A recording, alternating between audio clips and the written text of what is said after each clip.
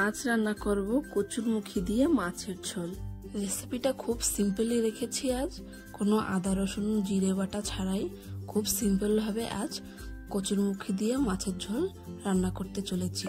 তো চলো রেসিপিটা শুরু করা যাক। তো মাছগুলো ভাজার জন্য একটু কড়াইতে বেশি তেল নিয়ে নিয়েছি, কারণ মাছের তেল যদি থেকে যায় ওই তেলেই রান্না করলে তরকারিটা টেস্টটা একটু বাড়ে। তো ভালো মতন দুপিট উল্টে পাল্টে মাছগুলো ভেজে তুলে রেখেছি।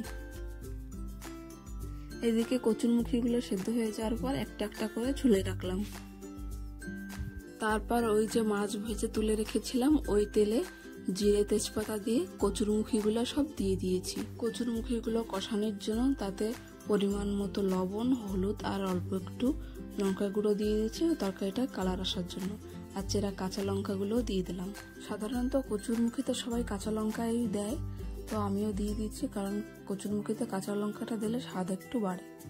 সবকিছু দেওয়া হয়ে যাওয়ার পর কচুরমুখীগুলোকে উল্টে পাল্টে কষিয়ে নিয়েছি 6-7 মিনিটের মতো। তারপরে 2 গ্লাস জল দিয়ে দিয়েছি।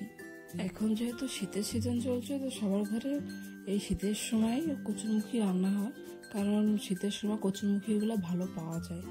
আর গরম বর্ষাকালে অত একটা ভালো হয় না, ভালো মতো গলেও না সেজন্য কচুরমুখীগুলো। তো সবাই এই টাইমেই কচুরমুখীগুলো রান্না করে। তরকারির জলটা যখন ফুটে উঠবে, তারপরে ভেজে রাখা মাছগুলো একে একে করে সব দিয়ে দিয়েছি। মাছগুলো দেওয়া হয়ে যাওয়ার পর তরকারিটাকে আর 5 মিনিট ফুটতে রেখে দিয়েছি।